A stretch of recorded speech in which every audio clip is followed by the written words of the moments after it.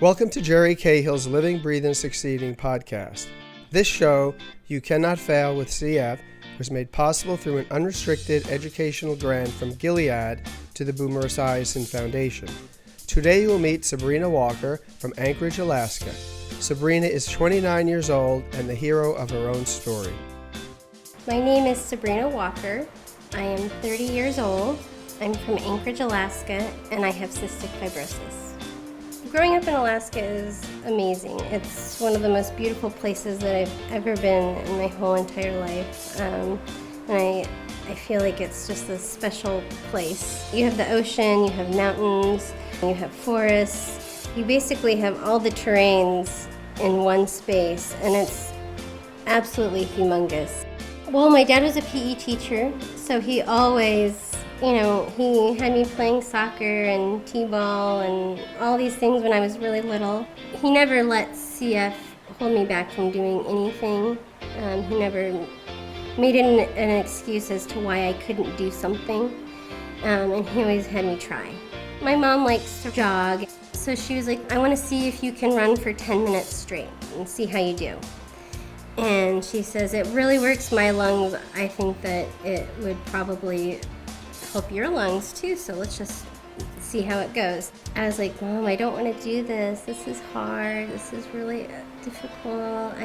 How about 1 minute? And so she'd be like, well, you can walk a minute and jog a minute, and we'll do it for 10 minutes. And it stemmed into something way bigger for me. In junior high, I always placed in the top 3.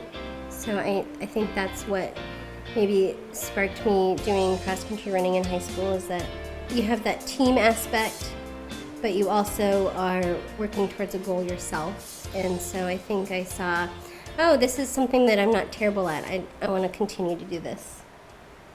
So my senior year of high school, it was in the fall, I was cross-country running, and I was getting random back pains.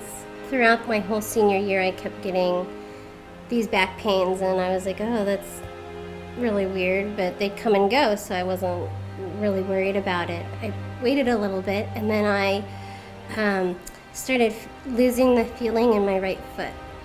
And at that point, I thought something is really wrong. They did an x-ray of my spine, and they found a tumor, and so when I got out of surgery, the doctor told me, well, we didn't remove the tumor because we got the biopsy back and it has non-Hodgkin's lymphoma, which is a form of cancer. It was about 3 weeks later that I started chemotherapy. After that first round of chemo, I developed pneumonia. And so then they created this system where when I was off chemo, I would be doing like an at-home tune-up, like I'd be doing at-home antibiotics. And then when chemo started, I'd be off the antibiotics just so my body could have a rest between the two. I went through 4 months of chemotherapy and I did a month of radiation, and I've been cancer-free for 10 years now. So I'm gonna knock on wood. You always have to hold on to hope and always hold on to the fact that I am alive today. This life is a gift. I can cherish this day, and all I can do is control how I take on this day. It's important to do all that you can every single day, because this is your one day that you can tackle, that you can make that choice. And why not make that choice? Your life matters. Every single day matters.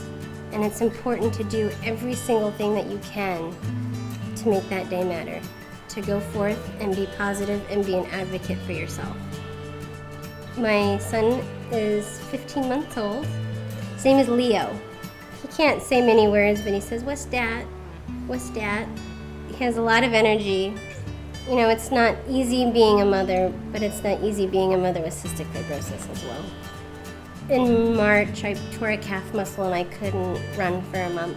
I felt like I had more mucus. I felt more congested. I didn't feel as clear. Right after I go for a run, I immediately can feel the difference because I just coughed up a lot of mucus. If I go 2 days without running, I can tell. It just feels different, and I don't feel as clear. I feel it immediately. I have the ability to make the choice to go running, and having Leo, I'm going to incorporate him in that choice, and he'll go running with me, or he's going to hang out while I do my nebulizer treatments. He might have a little temper tantrum, but I have to be the healthiest version of myself in order to take care of him.